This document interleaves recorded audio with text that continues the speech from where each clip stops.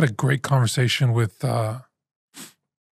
Laura. She works in the parish office, and we were talking about the Rogan. One of them, is it the recent or one of the most recent Rogan episodes? He interviews a guy that had the Neuralink. Oh yeah, I started to watch it. I didn't see the whole thing. I started watching it, and then I didn't find it that engaging of a conversation. Myself, yeah. So I tuned it off. But she and I were talking about it, and it just got me thinking about, like, where do we draw lines when it comes to what we can do with medical technology? Yeah. This is coming out of left field. You're not even talking about it's funny because I watched it, so I've been thinking about it.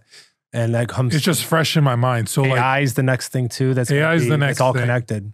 But whenever I hear that, like, I love tech, and I love the advances in technology. Like, the stuff that you can do is just amazing, and it's just going to get exponentially faster. Yeah.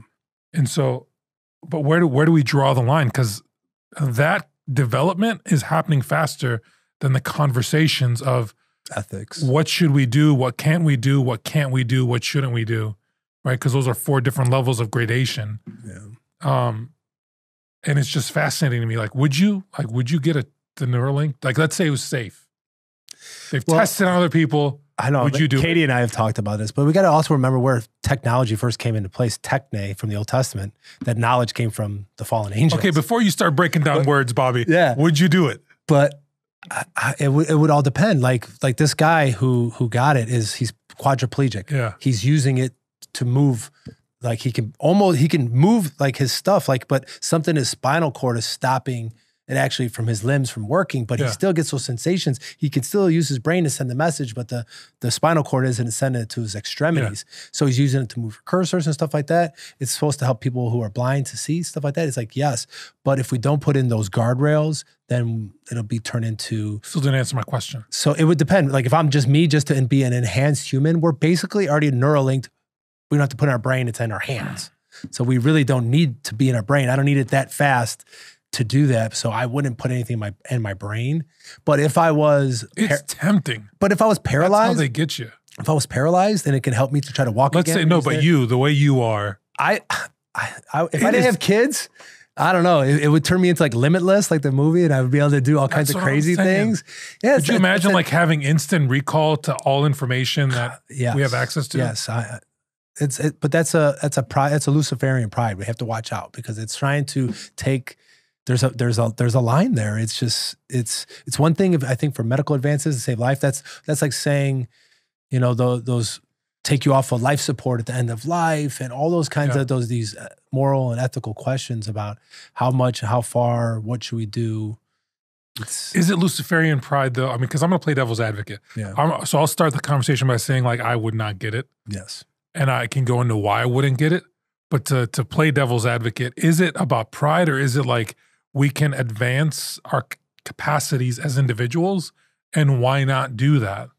Well, where is the downside to doing that? But where advancement isn't always material. Like why do you use a smartphone? Oh, because I love it. Yeah, you love it. Yeah, I do. And what does it do? It gives you the ability to do. But everything has a trade. Everything has a trade-off. So the more time I spend on my cell phone, the less time I spend with my family.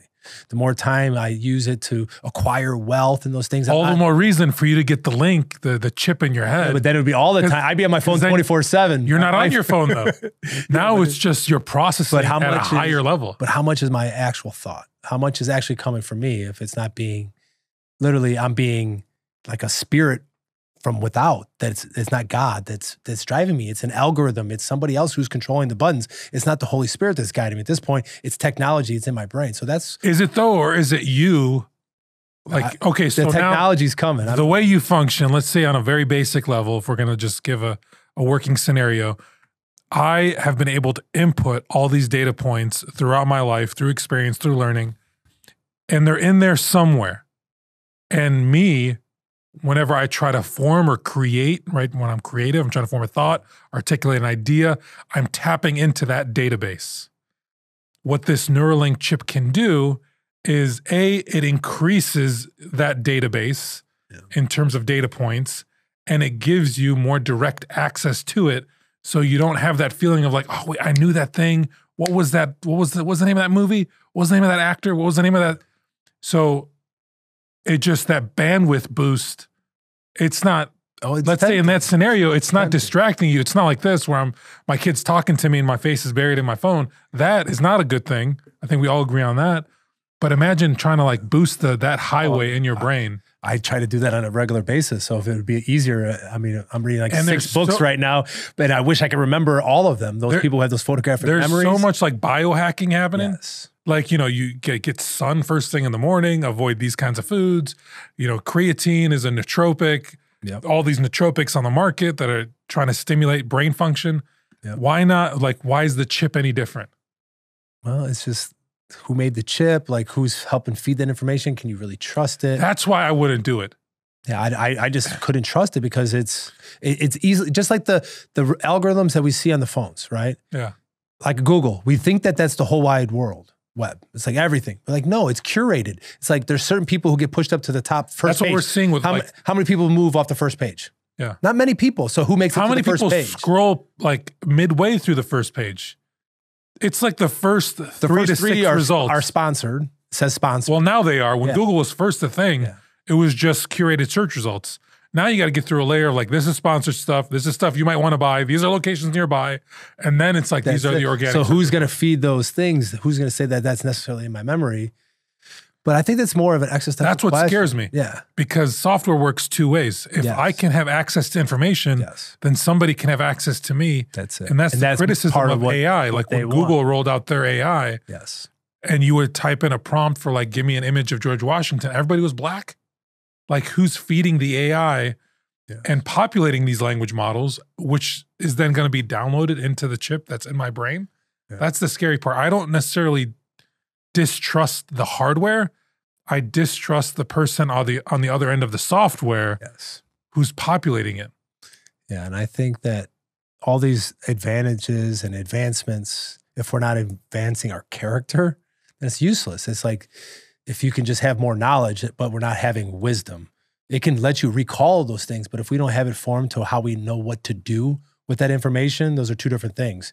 That'll help you make, to know a bunch of points, but it's not going to help you make an informed decision on how to act on that information. Those are 2 different questions. That's what I'm saying. Because, but if you're not formed in prudence and wisdom in the Bible and by the Holy Spirit, you can have all the information that you want as fast at your fingertips. But if you're going to do wrong with it, it's not going to help. So at the end of the day, I'd rather have that formed more, because then you don't need as much information. A lot of times what we need isn't more information. But it would make you better at your job. Not necessarily. Not necessarily. Oh, it would. Sometimes there's too many options. Imagine you're sitting in a meeting. Yeah, but there's also too many options. Let's say you're a doctor. Yeah. And you're trying to diagnose a patient. And what do a lot of doctors, I mean, I've got family in the medical profession. Yeah. They'll have the conversation with the patient, and oh, excuse me, I'll be right back. They're going back to their computers and they're looking stuff up, right? They're using the resources at their disposal. Imagine if you didn't have to do that step where you're sitting there with the patient, you're processing, and you already have the ability to tap into those stores of information instantaneously. That's what we're talking about. Yeah. Now, what you do with it, the moral question and how we kind of form ourselves as ethical persons, as moral persons, that's like a secondary conversation. Yeah, I don't see anyone working on anything to improve those things other than the Bible, working at virtue. Well, that's where the church is so important. And that's what we're trying to do, is just to help people normalize Catholicism and like this idea of you form your character. Yeah. And then that foundation is what you build on. My question is, I'm just so intrigued by this. Oh yeah, no, like it's Mike tempting. Dale, I want to ask. It's tempting. Ask the tech guys. Would you guys get Neuralinked? No. Dude. Dale was quick on it, and then I don't know.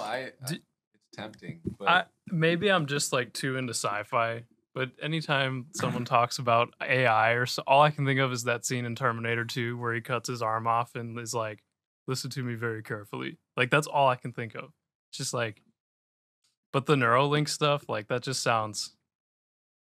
It's just starting, so we'll see what it does in 5 years. Yeah, because it's a little too early, but like, I don't know. It's intriguing, and like you guys stated, a lot of that would be crazy cool. There's like instant recall, be able to do stuff without even. But yeah, it is a little sketchy. I mean, They could. What if they flipped a switch and everybody's just? That's like, the "Oh, wow." thing. Exactly. Like whoever's controlling So, whatever. Like That's the weird thing that I can't. I wouldn't. I don't think I'd be able to push past that.